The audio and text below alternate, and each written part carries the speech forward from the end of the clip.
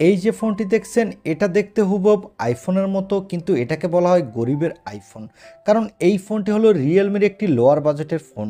এই ফোনটি হলো Realme C53। আর এই ফোনটি অনেকেই অফিসিয়াল কেনার জন্য অধীর আগ্রহে ওয়েট করেছিলেন। এবার তাদের জন্য সুখবর, এই ফোনটি 23শে জুলাই অফিসিয়াল লঞ্চ করতে যাচ্ছে রিয়েলমি বাংলাদেশে। আজকের এই ভিডিওতে এই ফোনটির ভালো খারাপ দুই দিক নিয়ে আলোচনা করব। তাই আপনি যদি এই ফোনটি কিনতে আগ্রহী হন তাহলে কোনোভাবে এই ভিডিওটি মিস করবেন না। এছাড়া এই ভিডিওতে এই ফোনটি কত দামে অফিসিয়াল লঞ্চ হতে যাচ্ছে এই সকল বিষয়ে ফুল ডিটেল জানাবো। তাই চলুন আর কথা না বাড়িয়ে আমরা সরাসরি চলে যাব মূল ভিডিওতে। তবে মূল ভিডিওতে যাওয়ার আগে আপনার কাছে রিকোয়েস্ট থাকবে, ভিডিওটি যদি ভালোই লেগে থাকে তাহলে অবশ্যই একটি লাইক দিয়ে আমাদের চ্যানেলটি সাবস্ক্রাইব করে আমাদের সাথে থাকবেন। প্রথমে কথা বলবো এই ফোনটির বক্স কন্টেন্ট নিয়ে। এই ফোনটির বক্সটি খুললেই পেয়ে যাবেন কাঙ্ক্ষিত ফোনটির সাথে পাবেন transparent back cover, user guide, SIM ejector pin, charger আর ইউএসবি টাইপ সি কেবল। এই থাকছে ফোনের বক্সের ভিতরে। এবারে কথা বলবো এই ফোনটির লুক ও ডিজাইন নিয়ে। এই ফোনটির ব্যাক প্যানেলটি দেখতে অনেকটা আইফোনের মতো লাগছে। আর এই ফোনটির ব্যাক প্যানেলে দেওয়া হচ্ছে ডুয়াল ক্যামেরা সেটআপ। এর ব্যাক প্যানেলটি হলো প্লাস্টিকের আর এখানে দেওয়া হচ্ছে গ্লোসি ফিনিশ, যার ফলে এই ফোনটির ব্যাক প্যানেলটি দেখতে কিন্তু বেশ ভালো লাগছে। আর এর বডি ফ্রেমটি কিন্তু প্লাস্টিকের। এর ফ্রন্টে দেওয়া হচ্ছে একটি অটোট্রপ নচ কাটিং ডিসপ্লে এবং নিচের দিকে পেয়ে যাবেন ইউএসবি টাইপ সি এবং স্পিকার, সাথে পাবেন একটি 3.5 মিলিমিটার হেডফোন জ্যাক। আর এই ফোনটির সাইডে থাকছে ফিঙ্গারপ্রিন্ট স্ক্যানার। ওভারঅল এই ফোনটির লুক ও ডিজাইন কিন্তু আমার কাছে বেশ ভালো লাগছে। এটি লোয়ার বাজেটের ফোন হিসেবে এক কথায় দুর্দান্ত। তবে এই ফোনটির ডিসপ্লেটি যদি একটি মিডল পাঞ্চল ডিসপ্লে বা লেফট পাঞ্চল কাটিং ডিসপ্লে হতো তাহলে আরও দেখতে ভালো লাগতো। এবারে কথা বলবো এই ফোনটির ডিসপ্লে কোয়ালিটি নিয়ে। এই ফোনটির ডিসপ্লেটির সাইজ হলো 6.74 ইঞ্চি মাপের একটি full HD plus IPS LCD display, সাথে থাকবে 90 হার্টজের রিফ্রেশ রেট। আর এই ডিসপ্লেটির পিপিআই ডেন্সিটি হলো 3090 অর্থাৎ 390। আর এই ডিসপ্লেটির ব্রাইটনেস হলো 560 নিটস, যার ফলে ডিরেক্ট সানলাইটে আপনি কিছুটা ব্রাইটনেসের ঘাটতি পাবেন, তবে লো লাইটে কিন্তু বেশ ভালো পারফরমেন্স পাবেন। আর এই ডিসপ্লেতে থাকছে 90 হার্টজের রিফ্রেশ রেট, যার ফলে যারা গেমার আছেন তারা গেমিংয়ের সময় মোটামুটি ভালোই স্মুথ পারফরমেন্স পাবেন লোয়ার বাজেটের ফোন হিসাবে। আর এই ডিসপ্লেতে যারা প্রচুর পরিমাণে কন্টেন্ট দেখে থাকেন তারাও ডিসপ্লেটি ফুল এইচডি প্লাস ডিসপ্লে হওয়ার কারণে বাজেট বিবেচনায় কিন্তু বেশ ভালোই পারফরমেন্স পাবেন। এবারে কথা বলবো এই ফোনটির ক্যামেরা কোয়ালিটি নিয়ে। আগেই বলেছি এই ফোনটির ব্যাক সাইডে থাকবে ডুয়াল ক্যামেরা সেটআপ, যার প্রাইমারি লেন্সটি হবে 50 মেগাপিক্সেলের।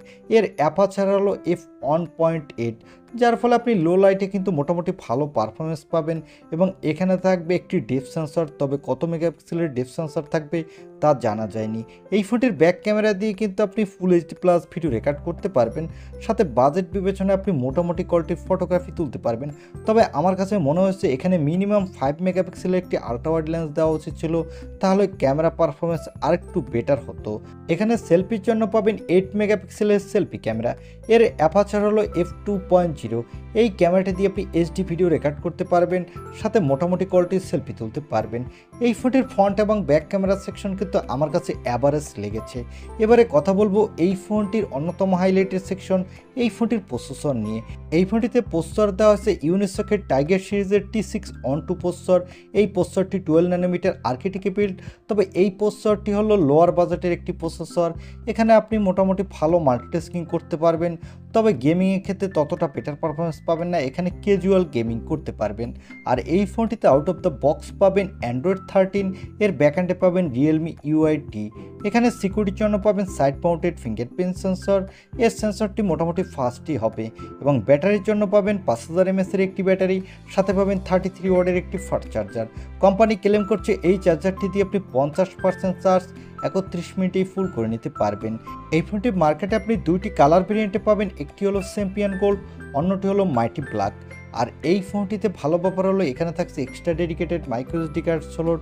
এখানে আপনি আপনার ইচ্ছামতো স্টোরেজ বাড়াতে পারবেন এবং এখানে আপনি 2 TB পর্যন্ত স্টোরেজ বাড়াতে পারবেন।